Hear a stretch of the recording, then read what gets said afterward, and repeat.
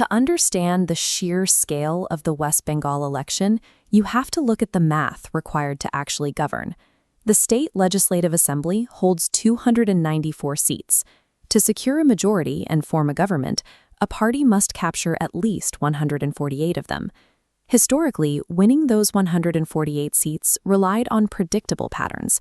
State elections here were largely driven by rigid party loyalties, or a collective exhaustion with the current government that resulted in massive anti-incumbency voting blocs.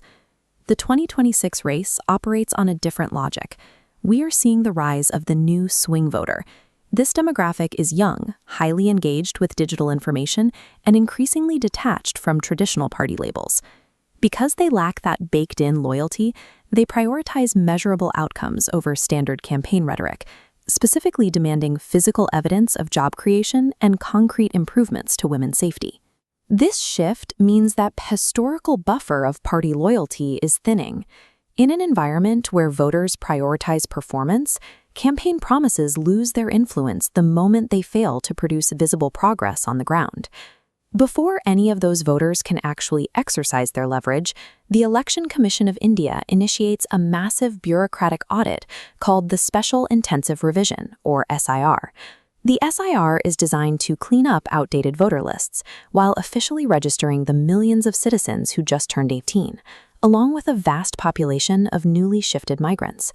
But as officials audit these records, the friction of the process becomes visible. Documentation errors mean that genuine voters often find their names missing from the final list, leading to intense confusion at the polling station. This creates a point of contact. When a voter faces registration hurdles at the booth, the first person to offer guidance is often a local party worker, reintroducing partisan influence at the very moment the voter intended to make an independent choice. Campaigns are fully aware of these technical gaps, and they are deploying artificial intelligence to bypass policy debates and strike directly at voter emotions. One of the most aggressive tactics is the use of synthetic audio. Political parties are using AI to clone the voices of revered deceased figures, like former Chief Minister M.G. Ramachandran and M. Karunanidhi, using their digital likeness to deliver modern campaign messaging to voters who still respect their historical legacy. Technology is also being used constructively. The same AI models that clone voices are powering local language chatbots that help illiterate or rural voters figure out exactly where and how to cast their ballots. To manage the negative side of this tech, the Election Commission is locked in a relentless tracking cycle.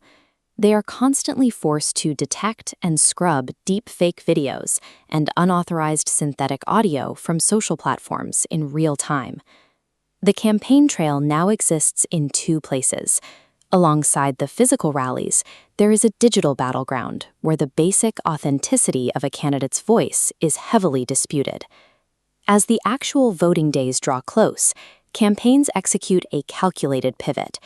They intentionally move away from detailed arguments about economic policy and infrastructure. Instead, they rely on identity politics. Emotional triggers centered on religion, caste, or regional pride can mobilize a crowd in hours, skipping the detailed groundwork required to campaign on complex economic shifts. With the physical voting now concluded, early exit polls point toward a major disruption. Current predictions suggest the BJP could secure 180 to 192 seats, comfortably clearing the majority threshold. The incumbent Trinamool Congress, led by Mamata Banerjee, remains defiant. They point to the historical inaccuracy of exit polls in the state and maintain they will successfully retain power. That gap between the projected numbers and the incumbent's confidence leaves the actual outcome opaque. The reality of the race remains hidden until the official count on May 4th. This chart shows how national strategists will read the May 4th results. They will look past the final seat count and focus heavily on vote share.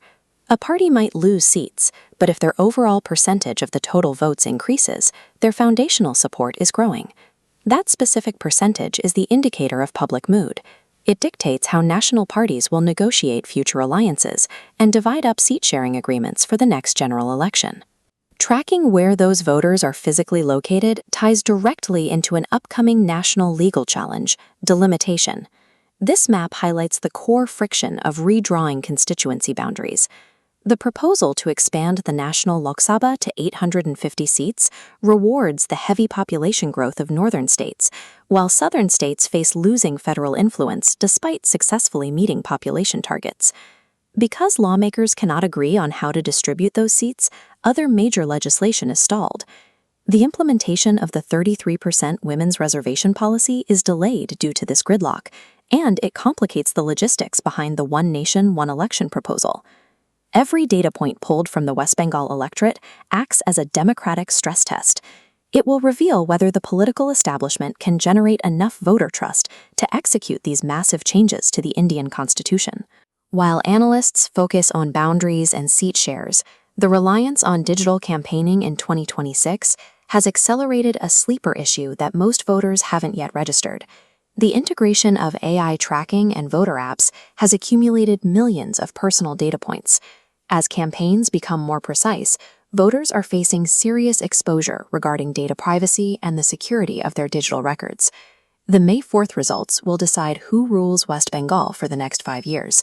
But the methods used to influence these voters and the digital records left in their wake establish a new, permanent tension between effective campaigning and individual data security.